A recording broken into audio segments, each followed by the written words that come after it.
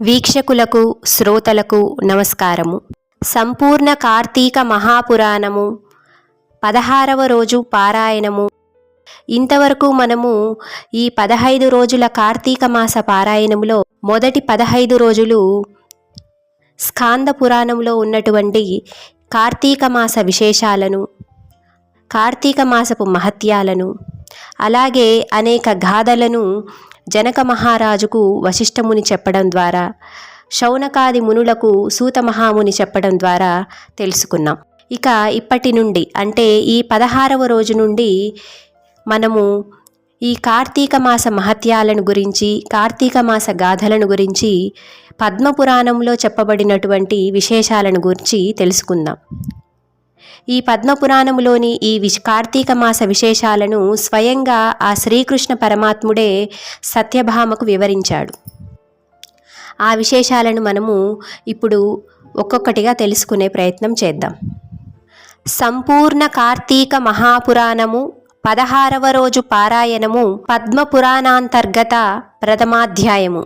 అంటే పద్మపురాణంలో చెప్పబడినటువంటి మొదటి అధ్యాయములోని విశేషాలను గురించి ఇప్పుడు మనం తెలుసుకుందాం. మొదటి అధ్యాయంలో పారిజాతాపహరణం అనేటువంటి కథను గురించి తెలుసుకుందాం. ఈ పారిజాతాపహరణం అనే కథను గురించి సూత మహాముని శౌనకాది మహామునులకు ఈ విధంగా చెబుతున్నారు. ఓ మునులారా, ఒకానొకప్పుడు నారద మహర్షి స్వర్గం నుంచి ఒక పారిజాత సుమాన్ని తెచ్చి శ్రీకృష్ణుడికి ఇచ్చి, ఓ హరి, నీకున్న 16,000 భార్యలలోనూ నీకు అత్యంత ప్రియమైన ఆమెకు ఈ పువ్వుని ఇయ్యవయ్యా అని అడిగాడట. అంటే నారదముని స్వర్గం నుంచి వస్తూ ఒక పారిజాత పువ్వును, ఒకే ఒక్క పారిజాత పువ్వుని తెచ్చి ఆ శ్రీకృష్ణ పరమాత్మకి ఇచ్చి, నీకున్నటువంటి అందరు భార్యలలో ఈ 16,008 మంది భార్యలు ఉన్నారు కదా, వారందరిలో నీకు ఇష్టమైన భార్యకు ఈ పువ్వును అందించు అని కోరాడట. ఆ సమయానికి రుక్మిణీదేవి అక్కడే ఉండటంతో ఆ నందనందనుడు, ఆ శ్రీకృష్ణ భగవానుడు ఆ పారిజాత సుమాన్ని ఆ రుక్మిణీదేవికి కానుకగా ఇచ్చాడు. ఈ సంగతి తెలిసి సత్యభామ అలిగింది. సత్యభామ ఇలా అంటుందట: ప్రియమైన భార్యకి ఇవ్వమంటే తనకియ్యాలి గాని ఆ రుక్మిణికి ఇయ్యడమేమిటి అని చాలా కోప్పడిందట. కృష్ణుడు ఆమెకు ఎంత నచ్చజెప్పినా వినిపించుకోలేదు. పారిజాత వృక్షాన్ని తెచ్చి తన పెరటిలో పాదుకొలిపేదాకా ఊరుకునేది లేదు అని ఆ కృష్ణ పరమాత్మనే బెదిరించింది. అత్యంత ప్రియురాలైన ఆమె అలక తీర్చడమే ప్రధానంగా తలచిన ఆ అనంతుడు తక్షణమే సత్యభామ సమేతంగా ఇంద్రుని అమరావతి నగరానికి వెళ్ళాడు. పారిజాత వృక్షాన్ని శ్రీకృష్ణుడు కోరగా స్వర్గ సంపదను భూలోకానికి పంపేందుకు దేవేంద్రుడు అంగీకరించలేదు. అంటే ఇక్కడ శ్రీకృష్ణ పరమాత్మ మానవుడిగా జన్మించాడు. అందుకని ఈ ఇంద్రుడు అహంకారముతో ఈ పారిజాత వృక్షము ఇది నా సంపద, ఇది స్వర్గ సంపద, ఈ స్వర్గ సంపదను మానవులు కోరడం ఏంటి, ఆ మానవులు కోరితే మాత్రం నేనివ్వడం ఏమిటి, నేనివ్వను అని చెప్పాడట. అందువలన ఈ యాదవులకు ఇంద్రునికి మధ్య ఘోరమైన యుద్ధం జరిగింది. ఇక్కడ యాదవులు అంటే ఆ శ్రీకృష్ణ పరమాత్ముడు త్రేతాయుగములో ఒక యాదవుడుగా జన్మించాడు. అందుకనే యాదవులకు స్వర్గాధిపతి అయినటువంటి ఇంద్రునికి మధ్య యుద్ధం జరిగిందట. అంటే ఆ శ్రీకృష్ణ పరమాత్మకు ఇంద్రునికి మధ్య యుద్ధం జరిగి అందులో శ్రీకృష్ణ పరమాత్మ గెలిచారు. ఈ యుద్ధం గెలుపొందటంతో ఇంద్రుడు తగ్గి సవినయంగా ఆ పారిజాత ద్రుమాన్ని యాదవేంద్రునికి అర్పించుకున్నాడు. అంటే ఆ పారిజాత వృక్షాన్ని తెచ్చి శ్రీకృష్ణ పరమాత్మకి ఆయన ఇచ్చేశాడట. ఆ పారిజాత వృక్షాన్ని తీసుకువచ్చి ఆ ముద్దుల భార్యామణి అయిన సత్రాజితి నివాసంలో శ్రీకృష్ణుడు ప్రతిష్ఠించాడు. అంటే సత్రాజిత్ నివాసము అంటే ఇక్కడ సత్రాజిత్ అంటే సత్యభామ యొక్క తండ్రి పేరు సత్రాజిత్. అతని యొక్క కుమార్తె కాబట్టి సత్యభామను సత్రాజితి అని కూడా అంటారు. శ్రీకృష్ణ పరమాత్మ ఇక ఆ యుద్ధము ముగిశాక దేవేంద్రుడిచ్చినటువంటి ఆ పారిజాత వృక్షాన్ని తీసుకువచ్చి ఆమె నివాసంలో అంటే సత్యభామ నివాసంలో మొక్కగా నాటాడట. అందువలన అమితానందాన్ని పొందిన ఆమె ఆ శ్రీకృష్ణ పరమాత్మతో చాలా ప్రేమగా ప్రసంగిస్తూ, ఓ ప్రాణనాథ, నేనెంత ధన్యురాలిని! నీ 16,000 స్త్రీలలోనూ నేనే నీకు మిక్కిలి ప్రేతమును కావటం వలన నా అందచందాలు ధన్యత్వం పొందాయి. అసలీ జన్మలో నీ అంతటి వాడికి భార్యను కావటానికి, నీతో పాటు బొందెతో స్వర్గ సందర్శనం చేయటానికి కథలుగా చెప్పుకోవటమే తప్ప ఎవ్వరూ ఎప్పుడూ కల్లారా చూసి ఎరుగని ఈ కల్పవృక్షం అంటే ఈ పారిజాత వృక్షం నా పెరటి మొక్కగా ఉండటానికి ఏమిటి కారణం? నేను నిన్ను తులాభార రూపంగా నారదుడికి దారపోసిన, అలిగిన ఆవేశంలో నిన్ను నా వామపాదాన ఆడించిన నువ్వు మాత్రం నా మీద నువ్వు గింజంత కోపం కూడా చూపకుండా ఇలా ప్రేమిస్తున్నావంటే ఈ నీ ఆదరాభిమానాలకు అనురాగాన్ని పొందటానికి నేను నా గత జన్మలో చేసిన పుణ్యమేమిటి? అదీకాక జన్మజన్మకి నీ జంటను నేను ఎడబాయకుండా ఉండాలంటే ఏమేం చెయ్యాలి అని అడిగింది సత్యభామాదేవి ఆ శ్రీకృష్ణునితో. అంటే ఇక్కడ సత్యభామాదేవి శ్రీకృష్ణ పరమాత్ముని, నీ ఇంతమంది భార్యలలో నువ్వు నాకే ప్రేమగా ఆ యుద్ధాన్ని గెలిచి నా కోసం ఆ పారిజాత వృక్షాన్నే తీసుకొచ్చి నా పెరట్లో పాతావు. ఇంకా నేను నీ మీద ఎంత అలిగినా, నేను నారదుడికి దారపోసినా, అలిగిన ఆవేశంలో నా ఎడమ పాదం నీ తలను తాకినా నువ్వు గింజంత కోపం చూపకుండా నన్ను ఇంకా ఇలా ప్రేమిస్తున్నావే, దానికి కారణమేంటి? గత జన్మలో నేను చేసిన పుణ్యాలేమిటి?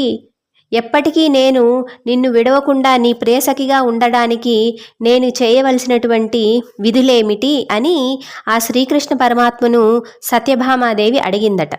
అందుకు ఆ ముకుందుడు మందహాసము చేస్తూ, ముకుందుడు అంటే ఆ స్వామివారి ఇంకొక నామం, ఆ శ్రీకృష్ణ పరమాత్మకి మరొక నామం ముకుందుడు. అందుకు ఆ ముకుందుడు మందహాసము చేస్తూ, ఓ సత్యభామ, నీవు నన్ను కోరరానిది కోరినా, చెప్పకుండా అడిగినా, ఇయ్యరానిది కూడా ఆశించినా నీ సమస్త వాంఛలను నెరవేర్చి సంతృప్తిరాలిని చేయటమే నా విధి. అందుకు కారణం నీ పూర్వజన్మమే అంటూ ఆ శ్రీకృష్ణ పరమాత్మ ఇలా చెప్పసాగాడు. ఇప్పుడు మనము సత్యభామ పూర్వజన్మము అనే గాథను గురించి తెలుసుకుందాం. కృతయుగాంత కాలములో మాయా అనే నగరములో దేవశర్మ అనే వేద పండితుడు ఉండేవాడు. అతనికి లేక కలిగిన ఒకే ఒక్క ఆడబిడ్డ గుణవతి. అల్లారు ముద్దుగా పెంచుకున్న ఆ పిల్లని తన శిష్య పరంపరలో వాడే అయిన చంద్రుడనే వాడికి ఇచ్చి పెళ్లి జరిపించాడు దేవశర్మ. అంటే ఇక్కడ దేవశర్మ ఒక గురువు, దేవశర్మ యొక్క శిష్యుడు చంద్రుడు. ఆ దేవశర్మ తన శిష్యుడైన చంద్రుడికే తన బిడ్డ గుణవతినిచ్చి పెళ్లి చేశాడట. ఒకనాడు ఈ మామ జామాతలిద్దరూ కలిసి, జామాత అంటే అల్లుడు, అంటే ఒకనాడు ఈ మామ అల్లుళ్ళిద్దరూ కలిసి దీపారాధన కోసం సమిదెలను, దర్భలను ఇవన్నీ తెచ్చుకోవడం కోసం ఒకరోజు అడవికి వెళ్ళి అక్కడ ఒక రాక్షసుని చేత చంపబడ్డారట. ఈ చనిపోయిన మామ అల్లుళ్ళు ఇద్దరూ కూడా సద్బ్రాహ్మణులు, ధర్మాత్ములు, నిత్యము సంధ్యావందనం చేసేవారు. వీరిద్దరూ కూడా ఆ అడవికి ఎందుకు వెళ్ళారు? వాళ్ళు దీపారాధన కోసం సమిధలను, యజ్ఞయాగాదులకు సంబంధించినటువంటి దర్భలను తీసుకురావడానికి వారు అడవికి వెళ్ళి ఆ అడవిలో ఉన్నటువంటి రాక్షసుని చేతిలో చంపబడ్డారు. అందువలన వారు మరణానంతరం ఆ విష్ణు భగవానుని సన్నిధానానికే చేరారు. ఇంతటితో 16వ రోజు పారాయణములోని ప్రథమాధ్యాయము సమాప్తమైనది. ద్వితీయాధ్యాయము అంటే 2వ అధ్యాయము ప్రారంభము. ఈ ద్వితీయాధ్యాయములో గుణవతి కథ అనే గాథను గురించి మనం తెలుసుకుందాం. ఇక్కడ పితృభర్తృ మరణ వార్తను విన్న గుణవతి ఎంతగానో కృంగిపోయినది. అంటే ఇందాక మనం చెప్పుకున్నట్లు ఆ అడవికి వెళ్ళినటువంటి గుణవతి యొక్క తండ్రి గారు అలాగే గుణవతి యొక్క భర్త మరణ వార్త తెలిసి గుణవతి చాలా బాధపడిందంట, చాలా కృంగిపోయిందట. కానీ పోయిన వారితో తను కూడా పోలేదు కనుక మరణం ఆసన్నం అయ్యేదాకా మనుగడ తప్పదు కనుక వేరొక దిక్కు లేక ఆ యువతి ఆ ఇంట్లో ఉన్నటువంటి వస్తువులన్నింటినీ విక్రయించి తన తండ్రికి తన భర్తకు ఉత్తమ గతుల కొరకై ఆచరించవలసిన కర్మలను ఆచరించింది. శేష జీవితాన్ని ఆ శ్రీమన్నారాయణుడి స్మరణలోనే గడుపుతూ తన దేహ పోషణార్థం కూలి పని చేసుకుంటూ ఆధ్యాత్మిక చింతనతో ఆ శ్రీహరి భక్తితో సత్యాన్నే పలుకుతూ శాంతంగా ఉంటూ ఇంద్రియాలన్నింటినీ ఆధీనంలో ఉంచుకుంటూ ఉండేది. పరమ సదాచారులైన వారింట పుట్టి పెరగటం వలన బాల్యం నుండి కూడా అలవడిన కార్తీక వ్రతాన్ని, ఏకాదశి వ్రతాన్ని మాత్రం గుణవతి ప్రతి ఏటా విడవకుండా ఆచరించేది. ఇక్కడ ఆ శ్రీకృష్ణ భగవానుడు సత్యభామతో ఇలా చెబుతున్నాడు: ఓ సత్యభామ, కార్తీక మాసములో సూర్యుడు తులారాశిలో ఉండగా నిత్యము ప్రాతస్నానం ఆచరించే వారి సమస్త పాపాలను నేను నశింపజేస్తాను. ఈ కార్తీకములో స్నానాలు, దీపారాధనలు, జాగరణ, తులసి పూజ చేసేవాళ్ళు అంత్యములో వైకుంఠవాసుడైన ఆ శ్రీహరి పాదాల వద్దకు చేరుకుంటారు. విష్ణువు ఆలయాన్ని శుభ్రం చేసి పద్మము, శంఖము మొదలైన ముగ్గులను పెట్టి పూజా నమస్కారాలను చేసేవారు జీవన్ముక్తులవుతారు. ఇక పుట్టినప్పటి నుండి జీవితాంతము చేసేవారి పుణ్య వైభవాన్ని చెప్పటం ఎవరి వల్ల కాదు. అదేవిధంగా ఆనాటి గుణవతి విష్ణు భక్తురాలు అయినటువంటి ఆమె ప్రతి కార్తీక మాసము ఏకాదశి, ద్వాదశి, కార్తీక పౌర్ణమి ఈ 3 రోజులనే కాకుండా ఆ కార్తీక మాసం నెల రోజులు కూడా అత్యంత నియమనిష్టలతో ధార్మికతతో తన జీవితాన్ని కొనసాగించేది. ఈ గుణవతి ఎటువంటి కష్టతరమైన పరిస్థితులు ఎదురైనప్పటికీ కూడా తాను పట్టు వదలకుండా చక్కటి నిష్టతో ఈ కార్తీక మాస నెలనాళ్ళు కూడా ఆ శ్రీమన్నారాయణుడిని కొలుస్తూ ఉండేది. కొన్నాళ్ల తరువాత వయోభారం వల్ల శుష్కించి జ్వరపడింది. అంటే వయసు మీద పడే కొద్దీ గుణవతి ఆరోగ్యం తగ్గుతూ వస్తుంది. గుణవతి ఈ వయోభారం వల్ల ఆమె ఆరోగ్యం క్షీణించినప్పటికీ కూడా కార్తీక స్నానము మానకూడదనే పట్టుదలతో నదికి వెళ్ళి ఆ చలిలో కూడా నడుములోతు నీళ్లలో స్నానం చేసే ప్రయత్నం చేస్తూ ఉండేది. ఇలా ఉండగా అంతలోనే ఒకానొక రోజు ఆకాశం నుంచి శంకర చక్ర గద పద్మాయుధాలు ధరించిన విష్ణుదూతలు విమానములో వచ్చి గుణవతిని అందులో కూర్చోబెట్టి దివ్య స్త్రీల చేత సేవలు చేయిస్తూ తమతో పాటుగా ఆ వైకుంఠానికి తీసుకువెళ్లారు. కార్తీక వ్రత పుణ్యఫలంగా ఆ జన్మలో గురువుగారైనటువంటి దేవశర్మ సత్రాజిత్తుగా ఈ జన్మలో జన్మించాడు. బాల్యము నుంచే కార్తీక వ్రతం మీద, నా మీద మాత్రమే మనసు లగ్నం చేసిన గుణవతివే నువ్వు. అంటే ఆ సత్రాజిత్తు కుమార్తెవైన సత్యభామగా నువ్విప్పుడు జన్మించావు. ఈ జన్మ వైభోగానికంతా కారణం పూర్వజన్మలో నీ కార్తీక వ్రతాచరణ పుణ్యఫలమే తప్ప వేరేది కాదు. ఆ జన్మలో నా ముంగిట తులసి మొక్కను పాతిన పుణ్యానికి ఈ జన్మలో కల్పవృక్షం నీ వాకిట వెలిసింది. అంటే ఆ శ్రీకృష్ణ పరమాత్మే సత్యభామకు చెప్తున్నాడు, ఆ జన్మలో గుణవతివి నువ్వే. ఆ జన్మలో నీవు చేసినటువంటి కార్తీక వ్రతాచరణ వలన ఈ జన్మలో నీవు నా భార్యగా ఇటువంటి వైభోగాన్ని అనుభవిస్తున్నావు. ఆ జన్మలో నువ్వు నాకు ఇష్టమైనటువంటి ఆ తులసి వనాన్ని పెంచావు, తులసి మొక్కలను నా ముందే నాటావు. అందువలన ఈ జన్మలో ఆ పారిజాత వృక్షము నీ వాకిట వెలిసింది. ఈ జన్మలో ఈ పారిజాత వృక్షాన్ని నేను నీ ఇంట్లో నాటాను అని చెప్పాడట. ఆనాడు కార్తీక దీపారాధన చేసిన ఫలితంగా ఈనాడు నీ ఇంట లక్ష్మీ కళ స్థిరపడింది. ఆమె ఆ జన్మలో గుణవతి చేసిన దీపారాధన ఈ జన్మలో సత్యభామాదేవిగా ఆమె పుట్టింది కట.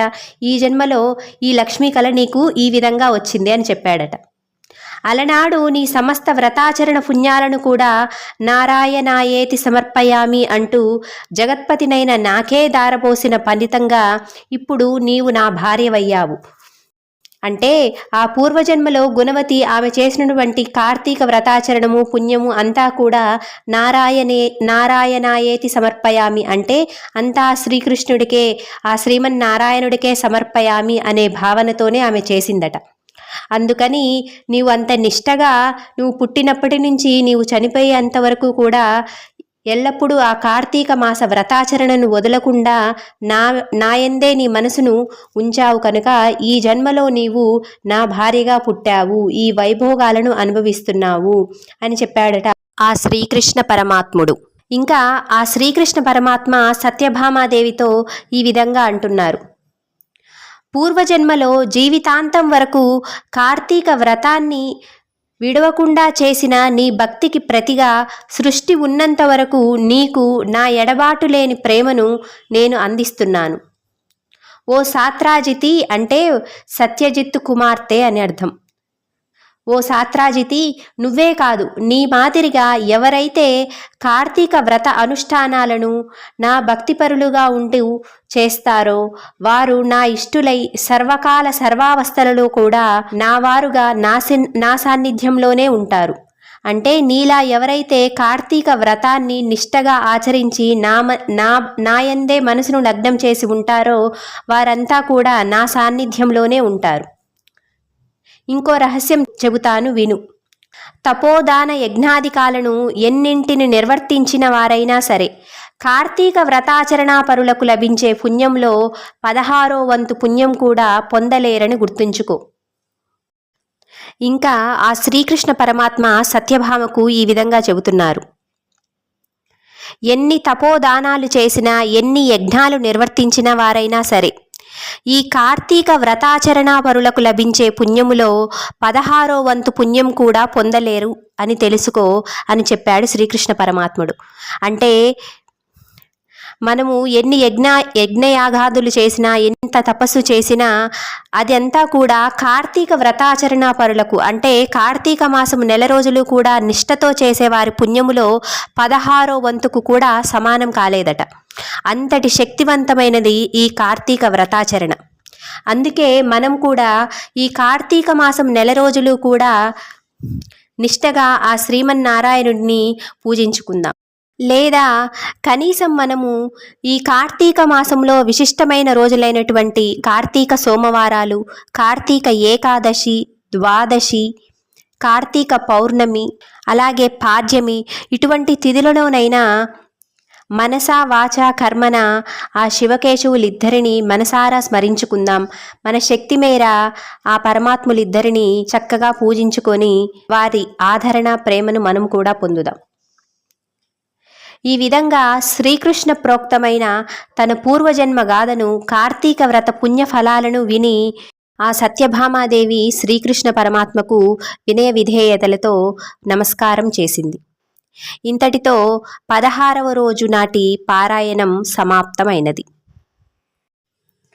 మీకు ఈ 16వ రోజు కార్తీక మాస పారాయణం వీడియో నచ్చినట్లయితే ఈ వీడియోను లైక్ చేయండి, మీ ఫ్రెండ్స్ అండ్ ఫ్యామిలీకి షేర్ చేయండి. అలాగే మీ అభిప్రాయాలను కామెంట్స్ రూపంలో నాకు తెలియజేయండి. ఇంకా ఈ ఛానల్ను సబ్స్క్రైబ్ చేసుకొని సపోర్ట్ చేయండి. Thank you for watching. Thank you for your time. Thank you all.